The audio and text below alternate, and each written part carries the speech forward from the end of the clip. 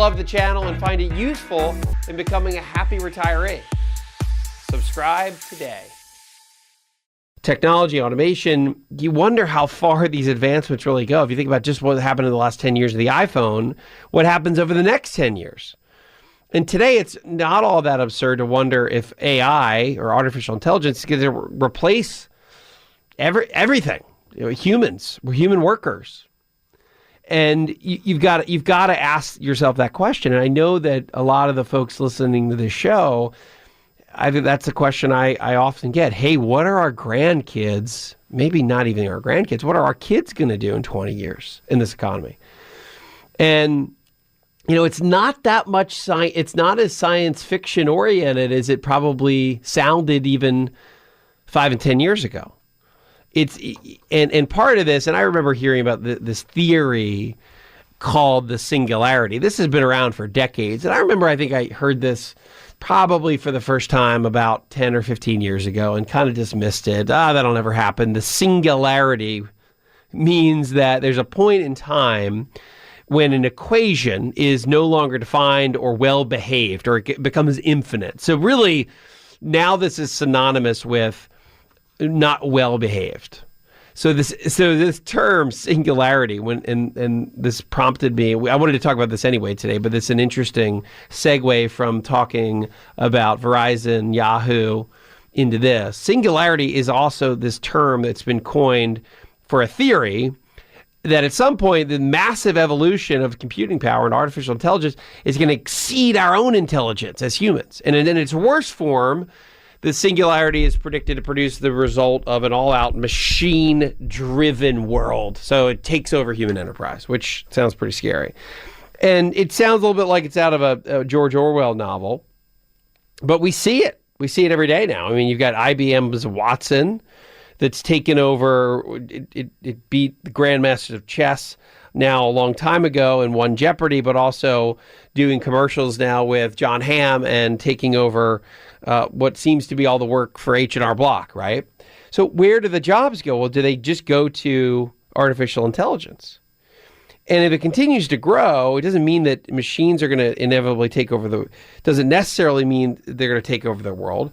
What's, I think, much more likely is that humans are going to have a tremendous amount of benefits from harnessing that technology, especially if you think about what it's going to do in medicine and biotechnology.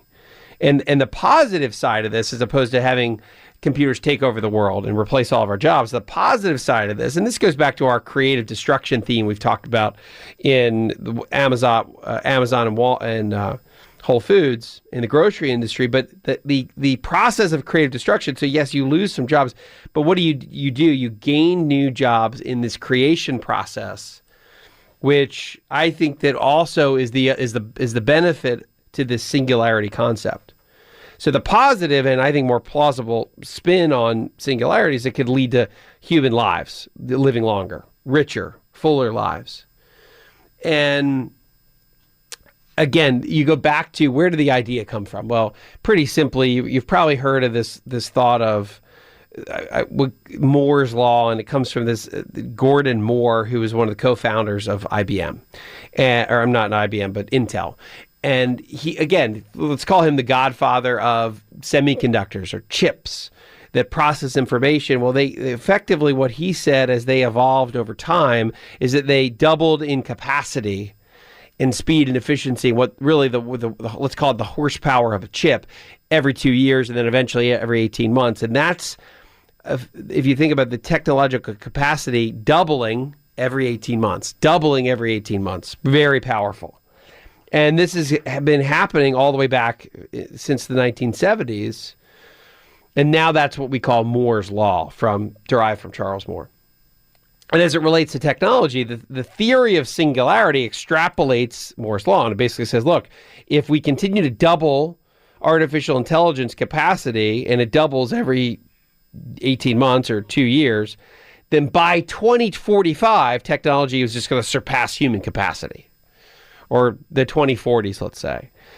But I think that even though that sounds like a scary proposition, I don't think that these come through. because of just a few strong basic principles of human existence. And that goes back to understanding that we are emotional and psychologically motivated beings, and artificial intelligence can't replace those human feelings.